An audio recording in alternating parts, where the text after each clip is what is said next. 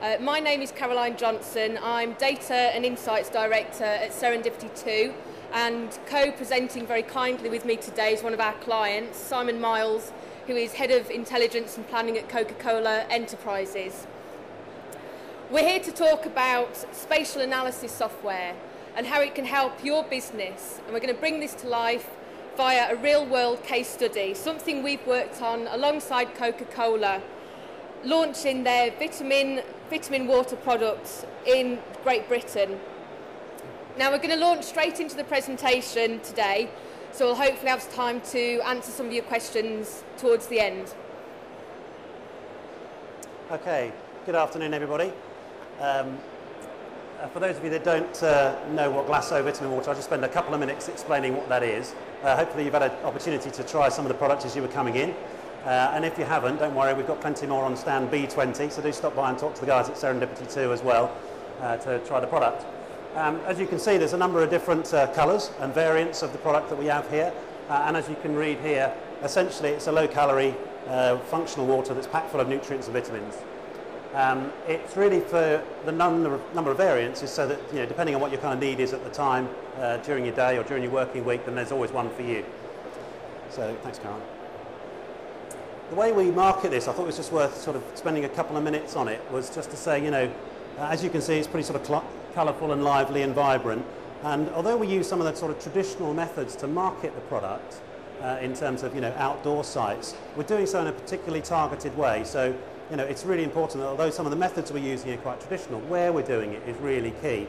So if we just flick on another example of a sort of poster site that you might see. Now you won't see these everywhere, but you will see them in very specific locations. And it really is driven out of a lot of the work that we've been doing in partnership with Serendipity 2 as well. If you see the kind of the strap lines that we're using with the advertising, you know, it's kind of cheeky, it's fun, it's quite lively. It's not necessarily for everybody. So it's not necessarily something that, you know, everybody is going to buy into. So, you know, that underpins some of our strategy in terms of making sure that we're talking to a very particular group of people.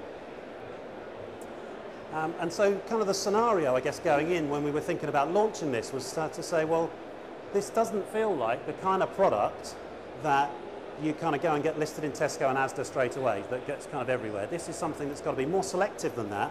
And it really is about saying, let's get it into the right people's hands through the right outlets and in the right locations. Now, sorry, if you just flick back one slide for me. This brand has been around for about 10 years in the United States.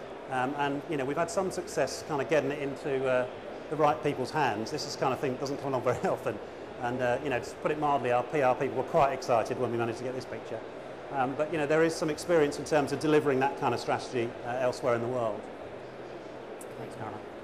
So, you know, we had to be really clear in terms of who the right people were as well. So, you know, the first part of that was, you know, from a marketing perspective, understanding, you know, they were young urban professionals, they're kind of experimental, they're people who, you know, like to try new things, probably trying to keep fairly healthy as well.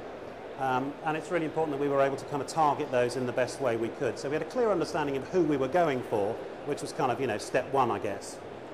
The second one then was to say, we did a lot of work with Serendipity 2, actually prior to the launch of Glasso Vitamin Water, but one of the things we looked at with them was to say, let's really understand all of the different environments that we sell soft drinks in. And in our view, there's about 16 different types of environment you can find soft drinks. It's one of those categories, isn't it, that you find pretty much almost everywhere.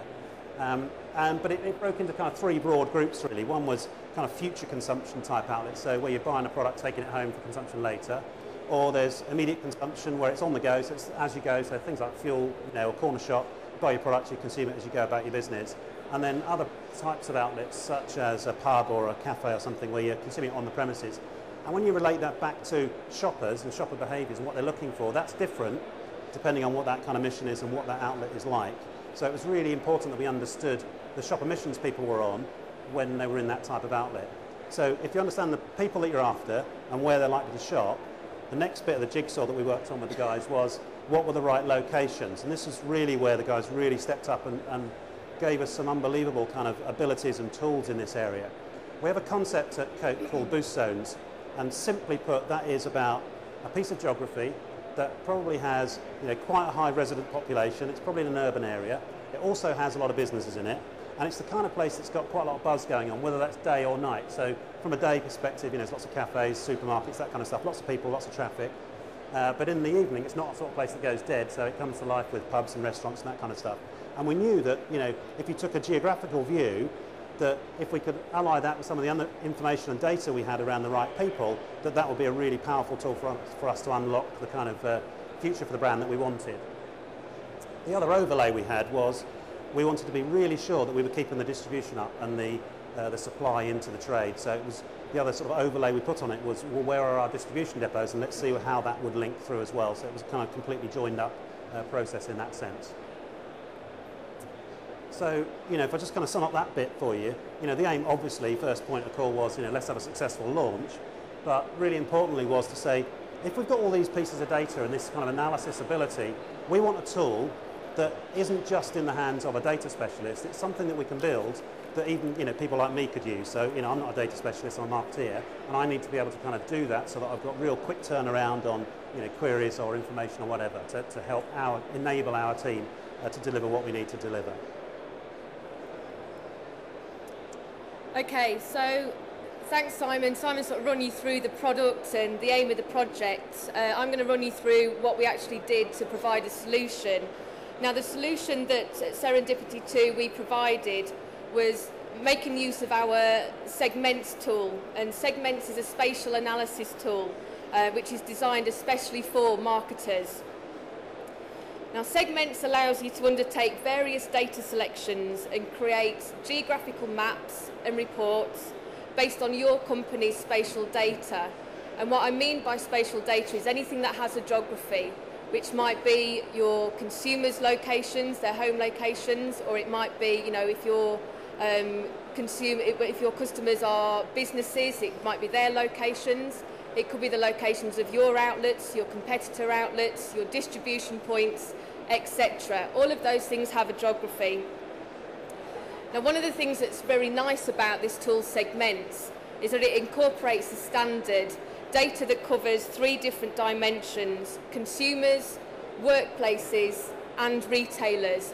And for an FMCG company like Coca-Cola, it's really important to have a view of all 3 of those dimensions. By bringing these different types of data together within a single system and combining it with your own data, you're basically able to create a complete picture of your marketplace. And this data, in addition, can be supplemented with third-party data from many of the UK's sort of major B2C or B2B data suppliers, specifically to meet your needs. So back to Coca-Cola. We took Coca-Cola's target audience description, which Simon took us through earlier. We broke this down and we created an exact definition of these people based on specific consumer and workplace demographics. So things like age, social status, numbers of professional workers, student population, etc. We then applied different weightings to these different variables, and we combined those together to create a single measure of demographic suitability. So what we created in effect was very much a customised version of Segments, preloaded with what we call S2 towns, which were shaded according to their demographic suitability for this specific product. Now, S2 towns are basically, they're just non-overlapping catchment areas that cover the whole of the UK. And we also preloaded the system with locations of the existing stockists, the places or outlets that already had the product in. We preloaded the system with the locations of those, but also the locations of prospect outlets. And we colour-coded both of those types of outlets according to the demographic suitability score of the S2 town that they sat within. We also preloaded in there the locations of Coca-Cola's distribution points. And again, they were colour-coded, but this time according to whether they were mobile or fixed locations. And finally, we also provided, within this customised system, the functionality to assign demographic